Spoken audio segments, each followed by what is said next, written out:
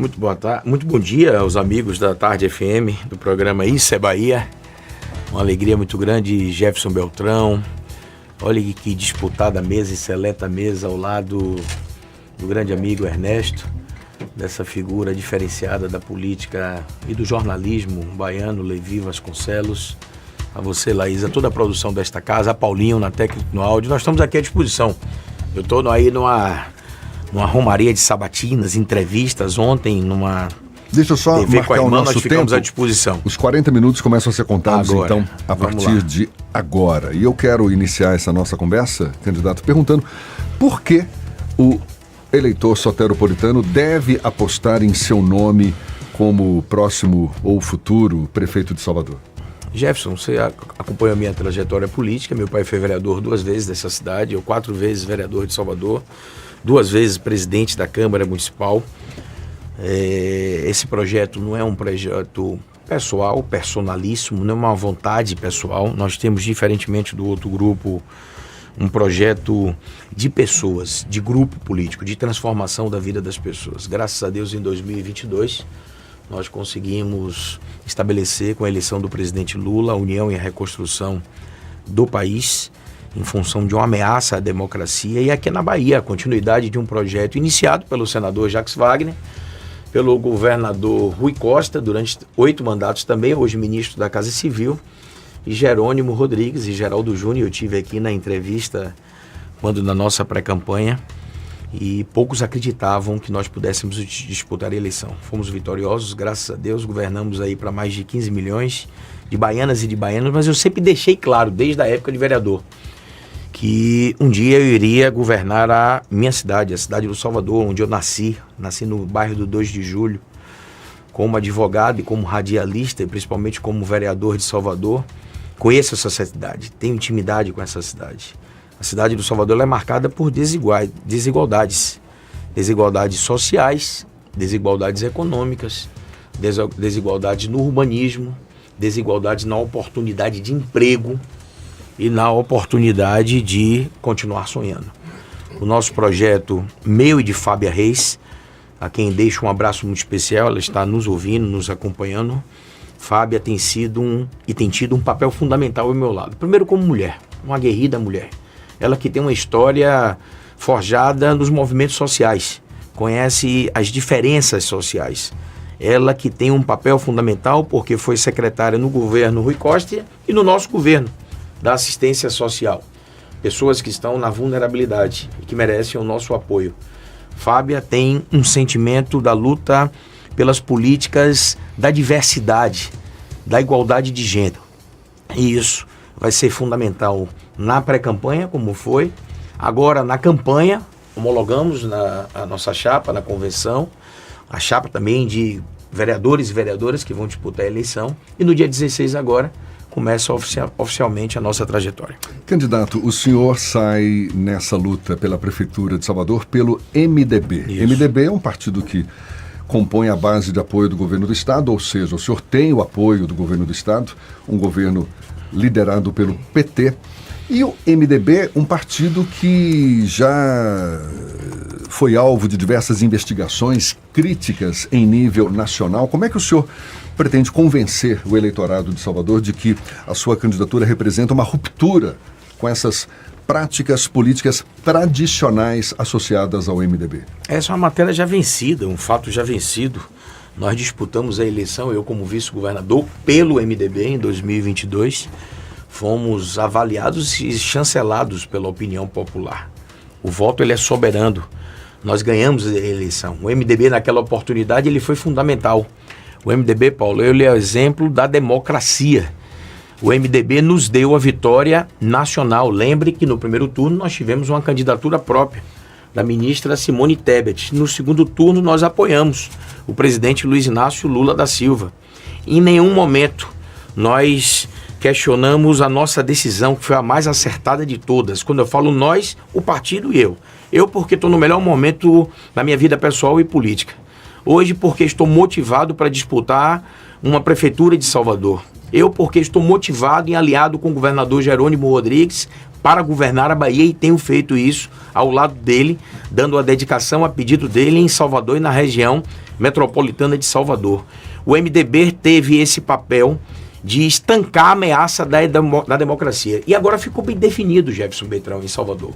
Em Salvador, respeitando todos os outros candidatos, tem 2 candidaturas em Salvador. E sábado, quando eu estive ao lado de Fábia Reis em Brasília, o presidente Lula reafirmou este apoio à nossa candidatura. Nós somos o candidato do presidente Lula em Salvador. A presidente nacional do partido, Gleisi Hoffmann, chancelou mais uma vez este apoio. Eles estarão aqui ao nosso lado.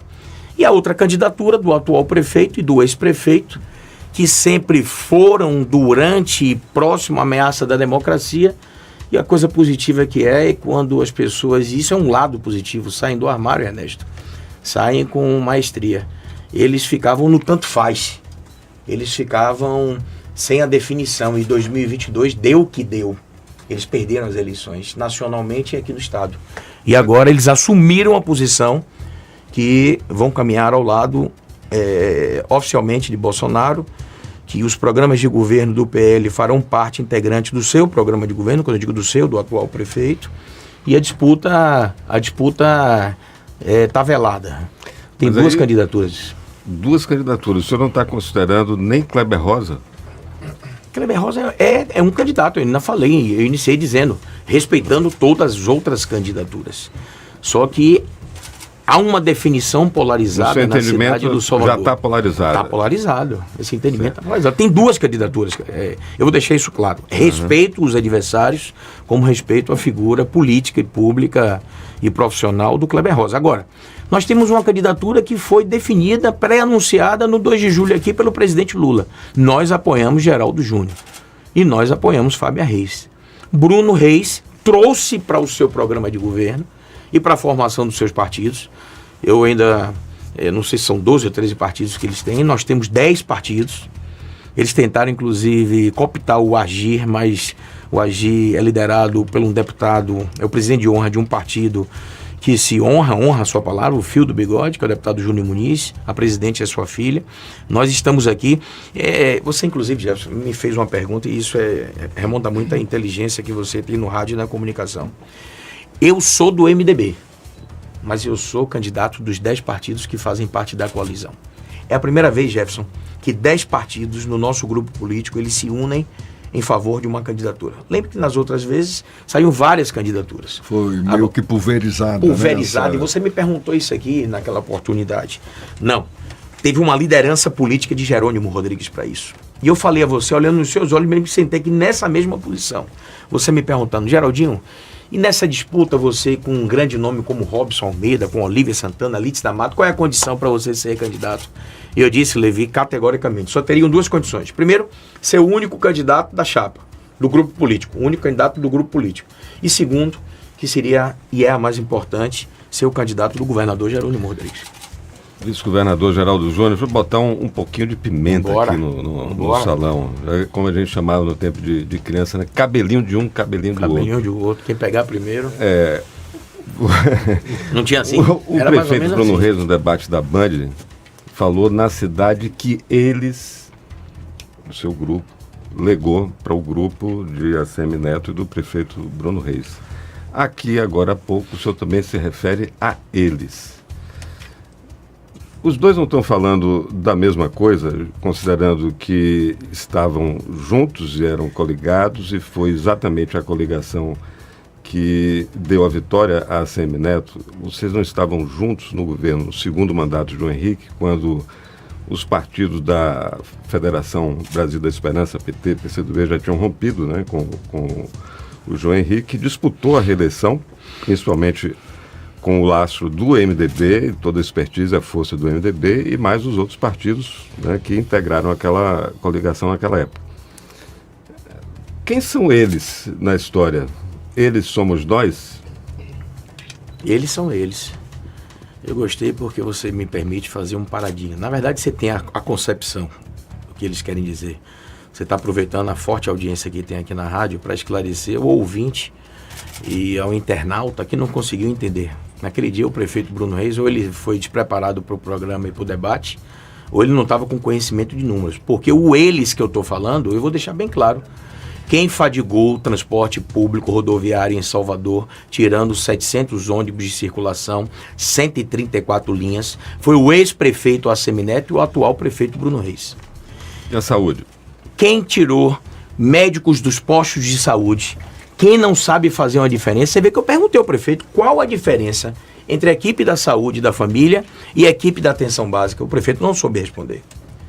Quando eu perguntei quantas equipes precisam para fortalecer e universalizar a saúde do município, sabe o que ele me disse, Ernesto? 12. Não faltam 12, prefeito, faltam 300. Nós temos 372. Prefeito, precisa pagar o piso salarial dos agentes de saúde e dos agentes de endemia. São 3.347 profissionais que têm uma legislação específica e federal que obriga isso e eles não fizeram.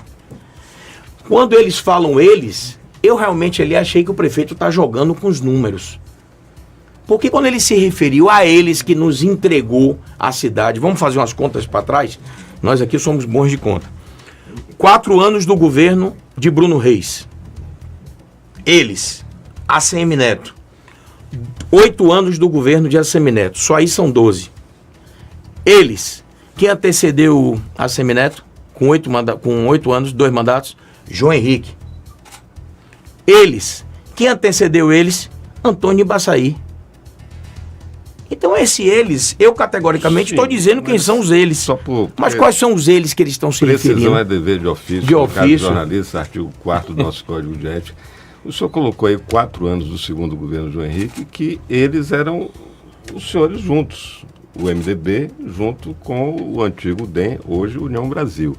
É isso que eu estou perguntando, porque isso tem a ver com a segunda pergunta que eu queria lhe fazer, que é da sua condição de conforto. Você está fazendo um extrato daquele período. Ou de desconforto, pelo fato de ter sido aliado antes do prefeito, de ter, por exemplo, apoiado a eleição de Bolsonaro, e hoje o senhor está perfilado com quem sempre caminhou ao lado do PT, do PCdoB, os próprios partidos e o apoio que o senhor tem nacional do PT, do próprio presidente Lula, que expressou aqui e indicou Geraldo Júnior como candidato de Lula. É isso que eu estou perguntando, okay. Dessa condição de conforto, de desconforto, considerando que tem aí faturas para serem cobradas, tanto na política quanto na gestão. O senhor falou de 2 exemplos das áreas, saúde e transporte. Né? Volto o exemplo primeiro para lhe responder sobre a questão de João Henrique. Eu, inclusive, fui, no segundo e último mandato de João Henrique, eu fui um dos líderes do governo. João Henrique teve o seu mandato de vereador, os seus mandatos de vereador e de deputado estadual, com ampla votação aqui na capital e na região metropolitana. Só que o voto e a vontade popular ela é soberana, ele saiu com desgaste do seu último governo. Nós participamos, quando eu digo nós participamos, e o meu partido à época não era o MDB, então eu não me incluo nesse processo. Eu tenho uma história do MDB, eu tenho uma trajetória política, mas eu tenho uma história do MDB que começa em 2020. Eu gosto sempre de deixar isso bem claro às pessoas, o cenário político. Então, em relação a uma decisão conjunta que houve do apoio em 2018 a Bolsonaro, foi uma decisão acompanhada pelos partidos que faziam parte da base política. E muitos na resistência a isso, mas isso é coerência de um grupo político. Em 2018. Nós tivemos a oportunidade, em 2020 e em 2022, de tornar o rumo da bússola para o exercício da democracia. Falei anteriormente aqui, fui provocado, perguntado para o Jefferson Beltrão. Em 2022, nós apoiamos nacionalmente, fizemos o que deveria ser feito, tomamos a decisão acertada. Quando eu falo tomamos, que eu estou falando de uma decisão de partido e uma decisão minha política. Vencemos nacionalmente. O MDB foi fundamental para a vitória nacional, com o apoio da ministra Tebet. Hoje há a formação de 3 ministros no governo do presidente Lula. E em 2022, quando fui escolhido por este grupo político, porque já não aguentava mais, e tem critérios que estão associados à política. Primeiro é a satisfação pessoal, a segunda é a felicidade. Terceiro, eu nunca, a vaidade, você me conhece, Levi, talvez há mais tempo do que Jefferson e do que Ernesto. A vaidade, ela não me incorpora. Eu não tenho nenhum problema de ser liderado. Eu não gosto de ser chefiado. Eu estava perdendo a minha autonomia. Olha que eu resisti naquela Câmara Municipal. As pessoas confundem, mas você votou. Gente, no regimento o vereador vota. No regimento, o presidente coloca para votação. E eu sobrestei a pauta várias vezes naquela casa. E você acompanhou ainda lá. Estatuto da Igualdade Racial e Combate à Intolerância Religiosa, regulamentação dos aplicativos, que o ex-prefeito atual não gosta dos motoristas por aplicativo, a luta pelos agentes de saúde e de endemia. Então 2022 é a reafirmação. Me perguntaram, e você é de direita ou de esquerda? Eu digo, o que é ser de direita e o que é ser de esquerda?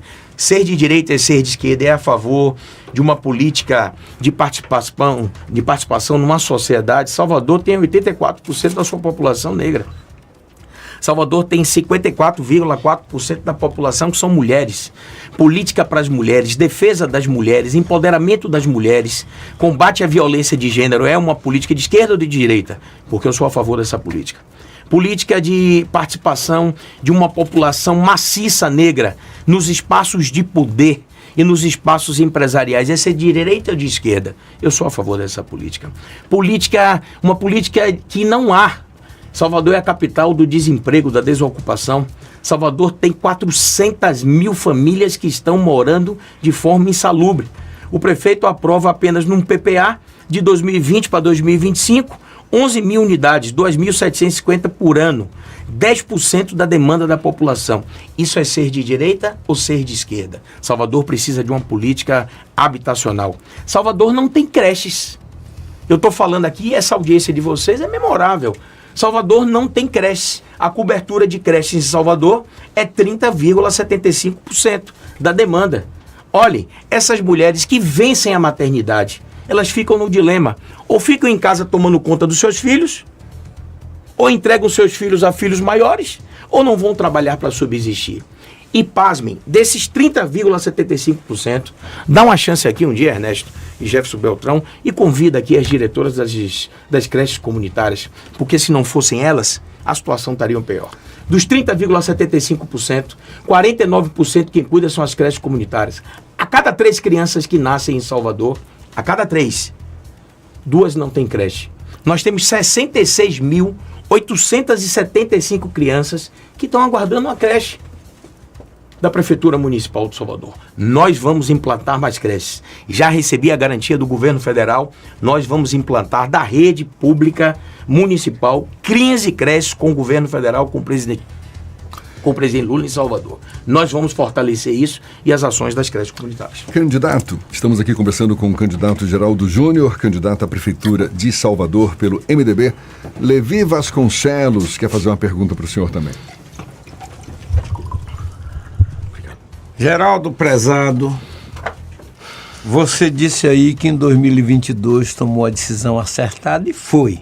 Você deu um salto gigantesco na sua carreira política. Você saiu de vereador em Salvador, se elegeu vice-governador e elegeu o filho Matheus, deputado estadual, né? Agora o pessoal diz o seguinte, que em 2026...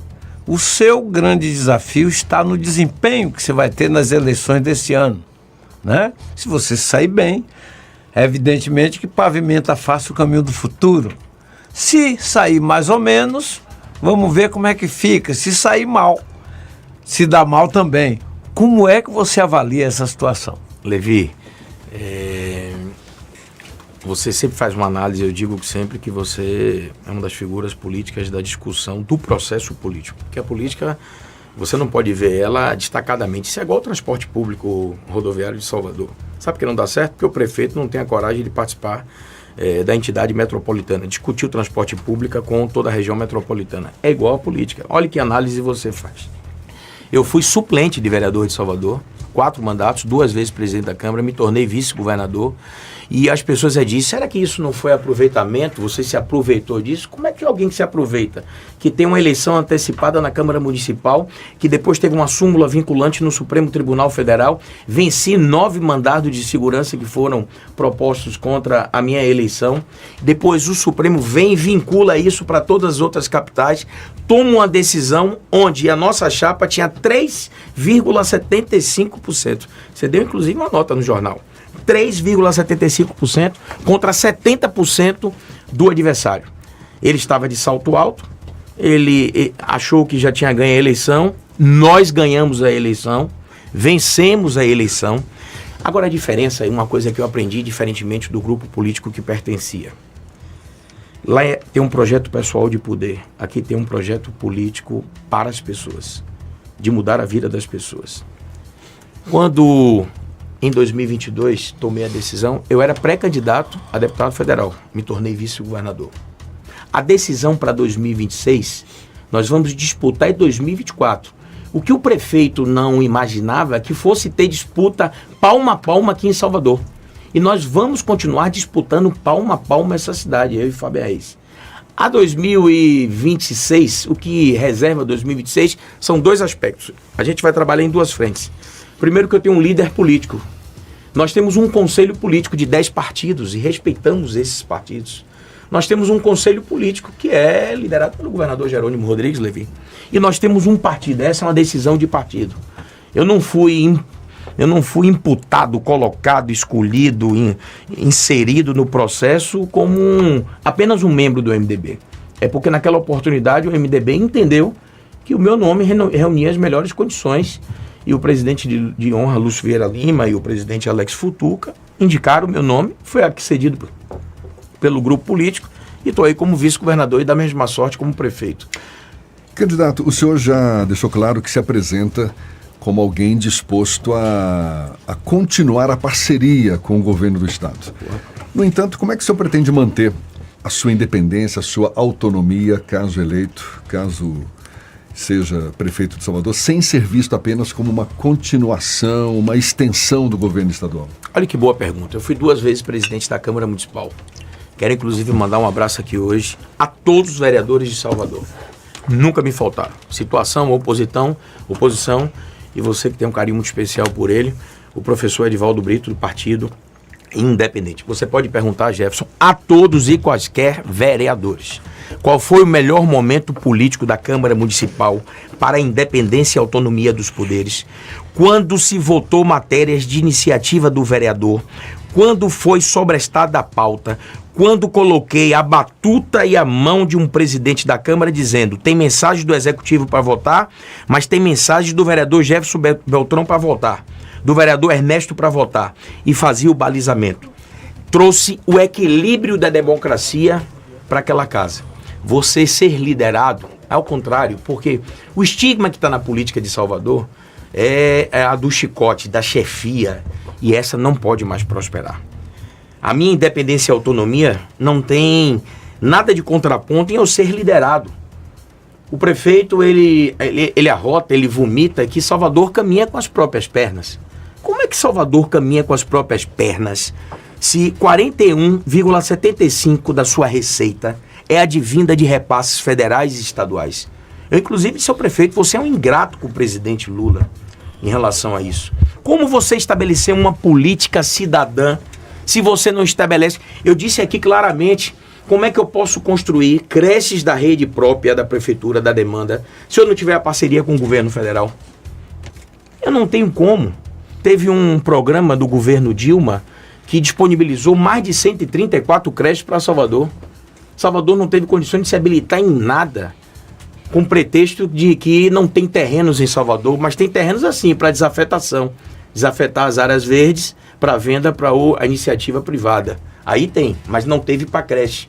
Autonomia, relação, nós queremos uma relação de parceria para as creches, nós queremos uma relação de parceria para o transporte público. Estou lidando aqui em primeira mão, já falei isso nos Pensar Salvador, mas deixa aí registrado. Nós demos a ordem de serviço do VLT, que liga 3 trechos da cidade, mas o presidente Lula me garantiu sábado e disse: Geraldinho, está garantido o VLT que vai ligar a Conceição da Praia, pode desenvolver o projeto, já saiu no Diário Oficial.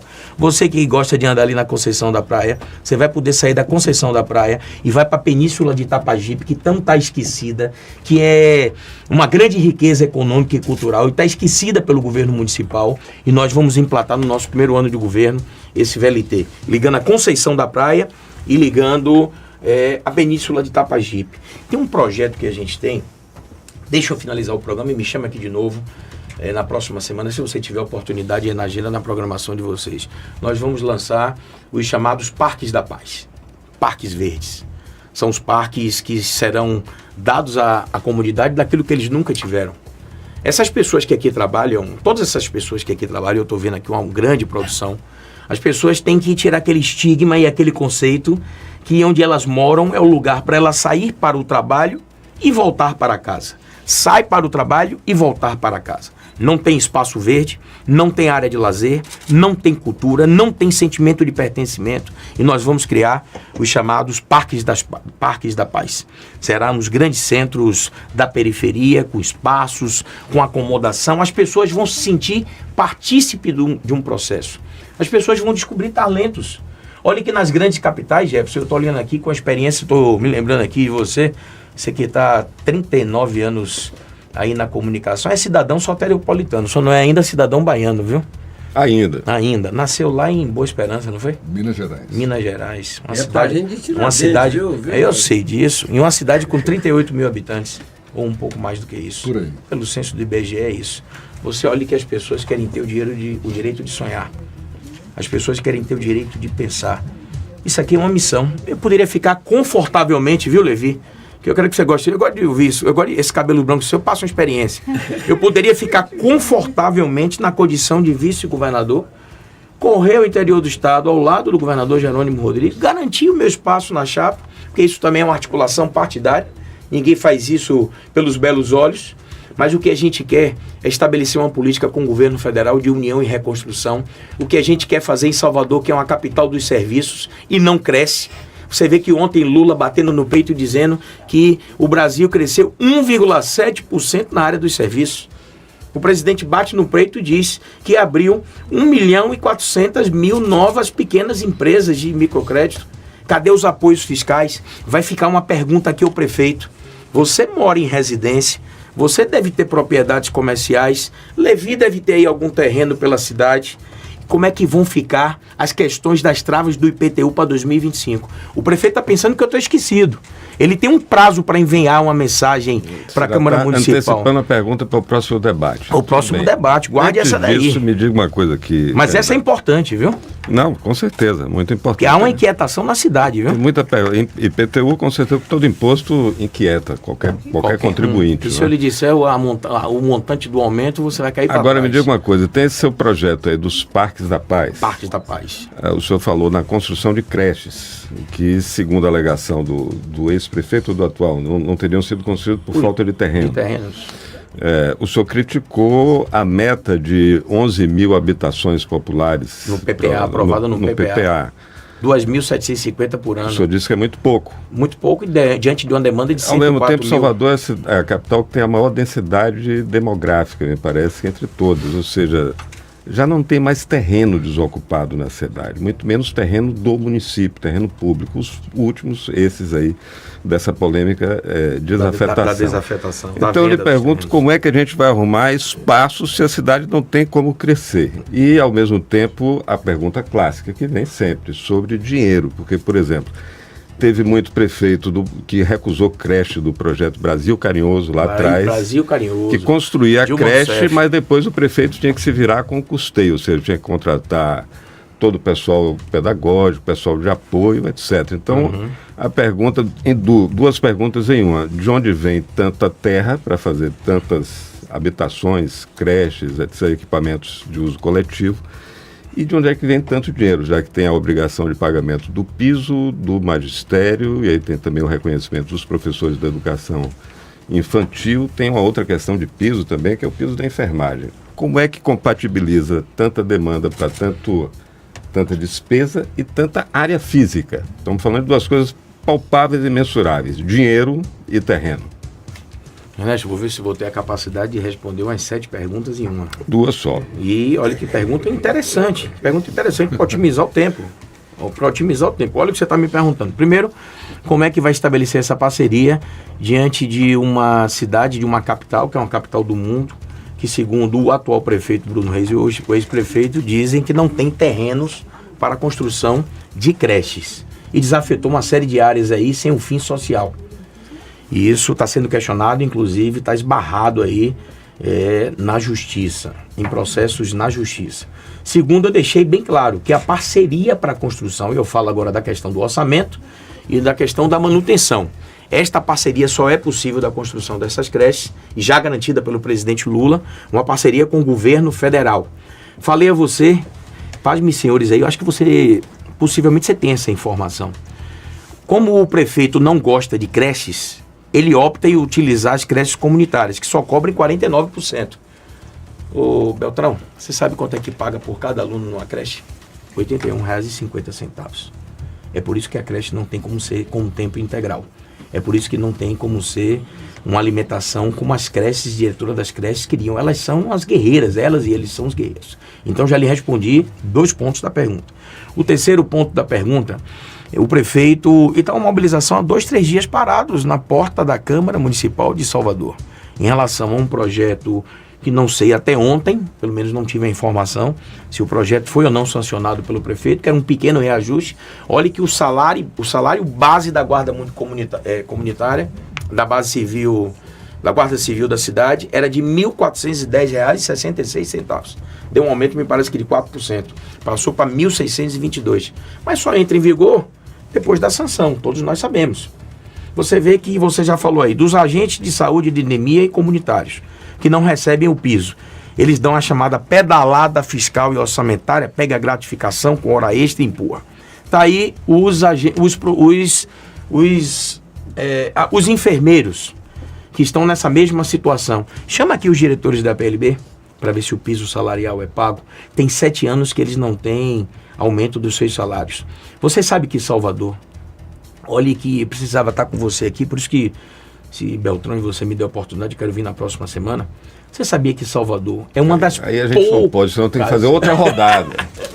Eu não posso vir como vice-governador, não? Não pode. Vice-governador pode, pô. Tá certo. Ó, deixa eu dar só uma última informação para vocês. E pede ao prefeito, porque ultimamente eu tenho pedido as coisas, porque eu disse ele, vamos deixar as disputas de lado e eu quero trazer sugestões para você. Vamos ver se ele pega essa sugestão. Salvador, viu, Levi, é uma das poucas capitais, ou quase a última, que não tem um plano municipal de segurança pública e de defesa civil. O prefeito encomendou lá atrás um grupo de trabalho, não foi à frente. Nós estamos atrás de Fortaleza, Aracaju, São Paulo. Agora sabe para que é isso? Para a gente estabelecer, através da Guarda Municipal, uma política de valorização cidadã, da política da paz, o que nós vamos criar através de uma secretaria cidadã. Já anunciei isso no nosso programa de governo, porque o prefeito faz o que você está fazendo aí agora aí, mas você está fazendo aí para observar, mostrando atenção. O prefeito cruza os braços para a segurança pública. Segurança pública é dever do presidente da República, do governo do estado, e é dever dos prefeitos das capitais e dos municípios. Não adianta ficar de braços cruzados.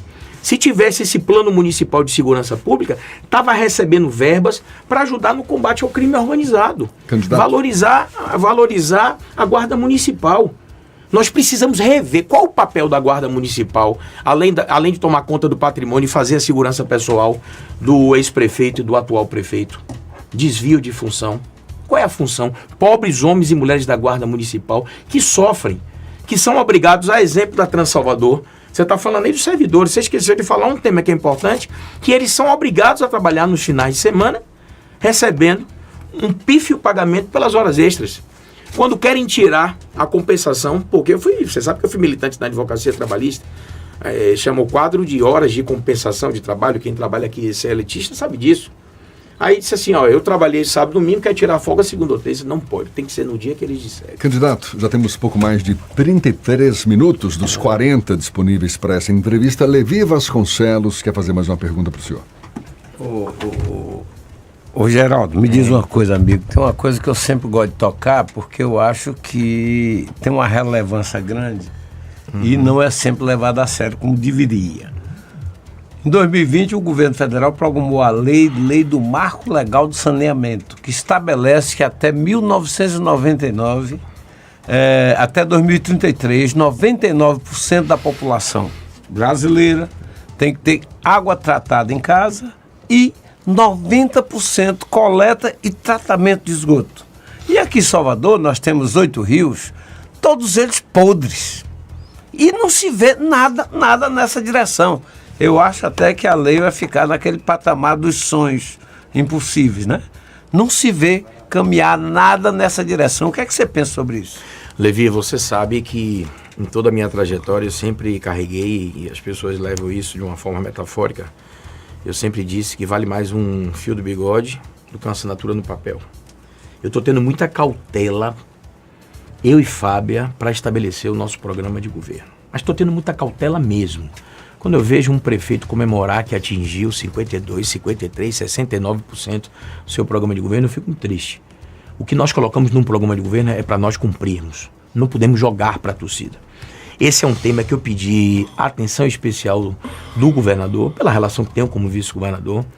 Nós tivemos na última semana uma reunião com Gilmar Santiago, ele que foi vereador de Salvador, especialista nesta área, com técnicos e profissionais, porque não adianta apenas você ouvir a cabeça do processo, que é o presidente Leonardo D'Embrasa. Nós precisamos ouvir aqueles que construíram esse processo, que acompanham a tendência do marco legal, e eu quero lhe assegurar que a política pública que for necessário em Salvador, para nós estabelecermos o cumprimento dessa meta, nós vamos fazer. Pode deixar, inclusive, minha fala registrada aqui. E quando do fechamento do programa de governo, vou pedir a Diego, que é o nosso diretor de comunicação, que traga para você a condição textual de vinculação, de operacionalidade que ali nós vamos estabelecer. Nossa equipe tem 3 dias trabalhando sobre essa questão. Para a gente não deixar de falar, já estamos aqui na reta final, 4 minutos praticamente, então, para tentar sintetizar nesse tempo, e uma questão que o senhor mesmo já abordou, a questão da segurança pública, que é de responsabilidade constitucionalmente falando dos estados, dos governos estaduais, mas na sua avaliação, e acho que de muita gente também, é de responsabilidade de todas as esferas de gestão pública, seja federal, estadual, municipal, da própria sociedade civil. O que o senhor pretende fazer? Qual vai ser a sua atuação em parceria com as forças estaduais para melhorar a segurança na cidade, especialmente em áreas de maior vulnerabilidade social? Boa, candidato. Boa, compromisso. Que bom que você está nos dando essa oportunidade. O Estado tem ciência do problema que é a segurança pública, que é sistêmico e está nos estados da federação, nas capitais, nos municípios, nos mais de 5.500 municípios. O nosso governo, o governador Jerônimo Rodrigues, tem tido pulso firme nessa questão do enfrentamento ao crime organizado. Poderia, se tivesse tempo, trazer aqui uma série de elementos, mas o que vou destacar é que nos últimos 7 anos, 27% dos homicídios, das mortes graves, reduziram na Bahia. Nós tivemos no primeiro semestre de 2024 a redução de 13,8% dos homicídios na Bahia. Tivemos 14,8% da redução dos homicídios em Salvador, 15,95% da redução dos crimes na região. Quando eu falo dos crimes, dos homicídios, das mortes, são as mortes letais, graves, aqui no nosso estado. Nós continuamos no enfrentamento do crime organizado. O que nós estamos pedindo ao prefeito dessa cidade, que ao invés de criticar, Jefferson, que ele estabeleça uma política pública, que ele estabeleça uma política do Plano Municipal de Segurança Pública e de Defesa Civil, que ele esteja ao nosso lado, que ele sugira. Falei dos parques verdes, mas falei da criação de uma secretaria de Segurança Cidadã e Defesa Civil, que terá uma vinculação, respondendo a pergunta de Jefferson, terá uma vinculação de ações, não é vinculação hierárquica, vinculação de ações. As secretarias de estados de Segurança Pública e de Justiça Social. Porque o que é essa secretaria? Ela é estabelecer a política pela paz, ela é exercer e fortalecer os aspectos da cidadania, e tenha certeza que nós vamos tirar, Jefferson, a Guarda Municipal, que está colocada lá no improviso numa Secretaria de Ordem Pública, que tem o seu papel, que é cuidar de cemitério, cuidar de iluminação, cuidar da limpeza urbana da cidade, que ele, aliás, está precária, a limpeza urbana da cidade, está vendo aí os rios, o que está acontecendo com os rios, e colocar a Guarda Municipal lá. Nós vamos tirar a Guarda Municipal de lá, vamos colocar na Secretaria de Segurança Cidadã e vamos com a Guarda Municipal. Além de fortalecer as ações da Guarda Municipal, vamos promover essa política da paz e vamos estabelecer com o governo federal e com o governo estadual. A Presidência da República já faz, o governo federal, as ações. Nós estamos aqui no enfrentamento organizado. Nós estamos mantendo a justiça cidadã. Quando eu falo nós, agora na figura de vice-governador, governo do estado. Posso lhe trazer aqui todos os números de entrega de ambulâncias, de humanização, de promoções, de reconhecimento a esses homens e mulheres, da prisão de líderes de facção. Trago números absolutos aqui para vocês, mas mostro, nós não estamos deixando esse tema de lado. Agora, não dá para o prefeito da cidade cruzar os braços, brincar com homens e mulheres que saem das suas casas e não sabem se vão voltar. Ele e o chefe político dele, candidato, o ex-prefeito da cidade. 30 segundos para suas considerações finais. Aqui é só gratidão, agradecimento a você, Jefferson, a você, Ernesto, Levi, agradecer a direção desta casa, agradecer a todos, Paulinho, pela oportunidade de estarmos aqui apresentando propostas do que queremos para discutir Salvador. Não a Salvador que está aí, uma Salvador de marca, cartão postal. A gente quer saber o que isso está mudando na vida das pessoas. As pessoas estão se perguntando, o que está mudando na minha vida? E é isso aqui que a gente está trazendo, uma Salvador mais igual, mais integrada e com menos desigualdades sociais, econômicas e urbanas. Muito obrigado.